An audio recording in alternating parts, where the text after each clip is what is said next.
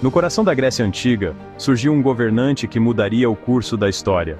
Seu nome era Alexandre III da Macedônia, mas ele se tornaria conhecido através dos tempos como Alexandre, o Grande.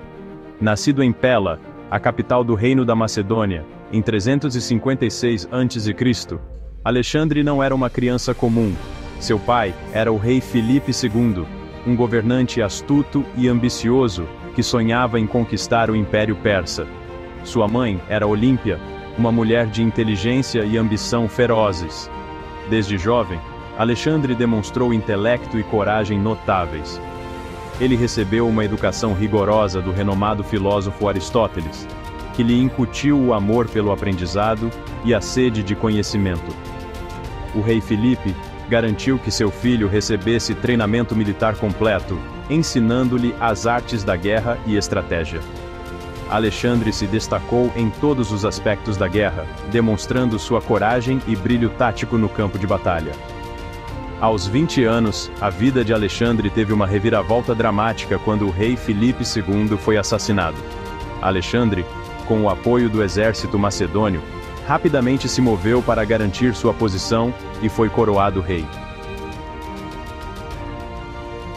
Alexandre herdou um reino poderoso de seu pai, mas também herdou a grande ambição de seu pai, a conquista do Império Persa.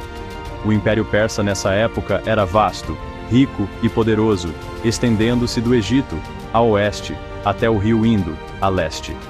Parecia um desafio insuperável, mas Alexandre não se intimidou. Em 334 a.C., Alexandre liderou seu exército, com cerca de 35 mil homens, através do Helesponto, o estreito que separa a Europa da Ásia. Essa travessia marcou o início da lendária campanha de Alexandre contra o Império Persa.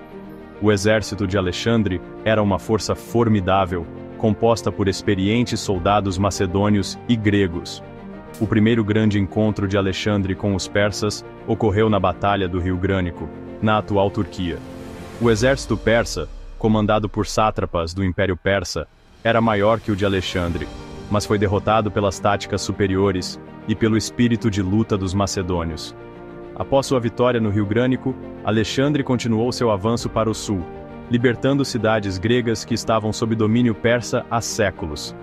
As cidades gregas acolheram Alexandre como um libertador, e seu apoio lhe forneceu recursos e mão de obra valiosos.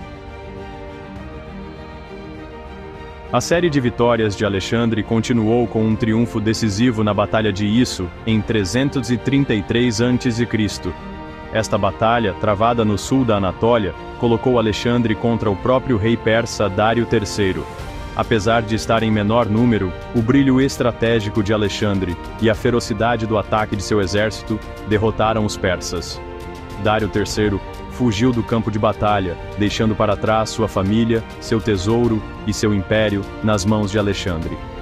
Com o rei persa em desordem, Alexandre voltou sua atenção para o sul, conquistando as cidades costeiras da Fenícia e garantindo suas linhas de suprimentos.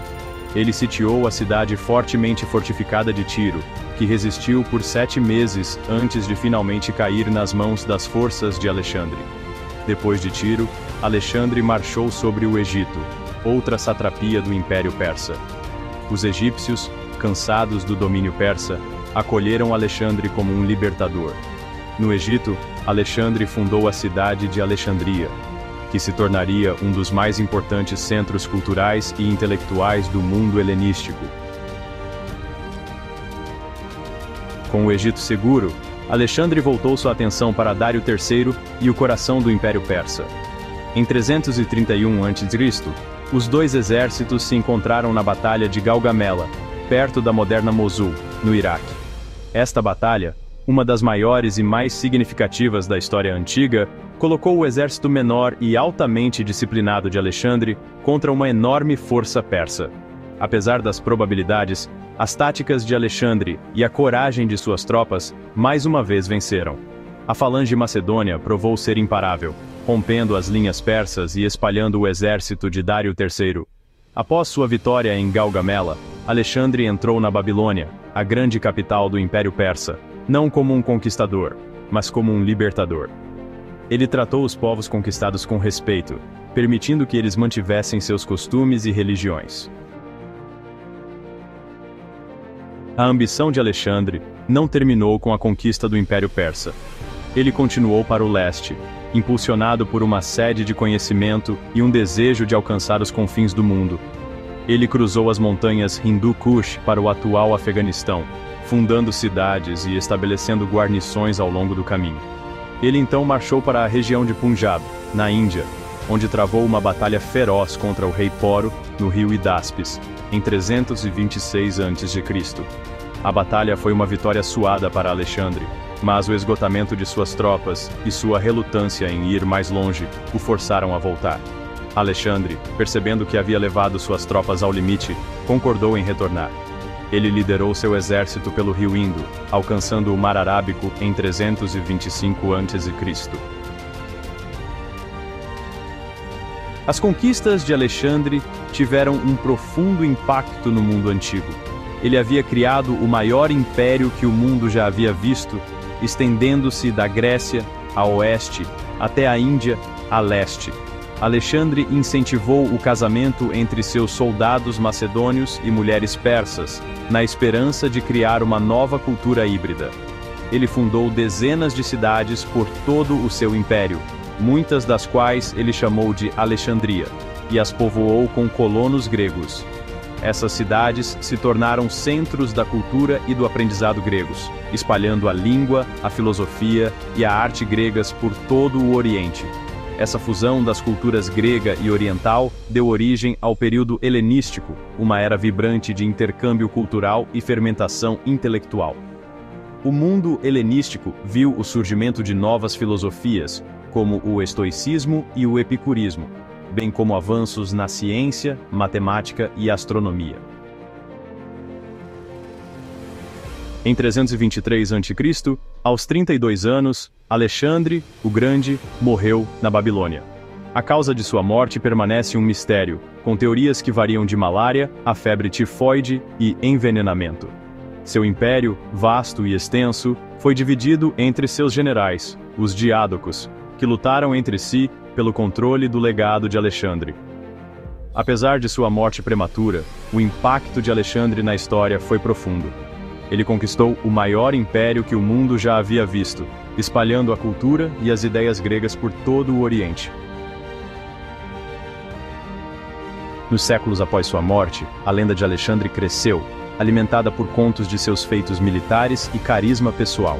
Ele foi romantizado na literatura, arte e música, tornando-se uma figura mítica que personifica os ideais de heroísmo, liderança e busca pela excelência. Ele se tornou o tema de inúmeras lendas e histórias, muitas das quais enfatizavam sua força, coragem e inteligência sobre-humanas. Dizia-se que ele havia desatado o nó górdio, simplesmente cortando-o com sua espada, e que havia montado o cavalo selvagem Bucéfalo, que ninguém mais conseguia domar. A vida e o legado de Alexandre, o Grande, continuam a fascinar e inspirar-nos hoje. Embora seu império tenha durado pouco, seu impacto no curso da história foi profundo. Ele abriu um caminho de conquista pelo mundo antigo, deixando uma marca indelével nas culturas e civilizações que encontrou. Ele foi um produto de seu tempo, um conquistador implacável movido pela ambição e pela sede de glória. Mas ele também foi um líder visionário que sonhava com um mundo unido sob uma cultura comum. Seu legado é complexo, marcado tanto pelo brilho, quanto pela brutalidade, pela visão e pela destruição. Mas uma coisa é certa: Alexandre, o Grande, deixou uma marca duradoura no mundo, uma marca que continua a moldar nosso mundo hoje. Ele nos desafia a sonhar grande, a ir além de nossos limites e a buscar a grandeza em tudo o que fazemos.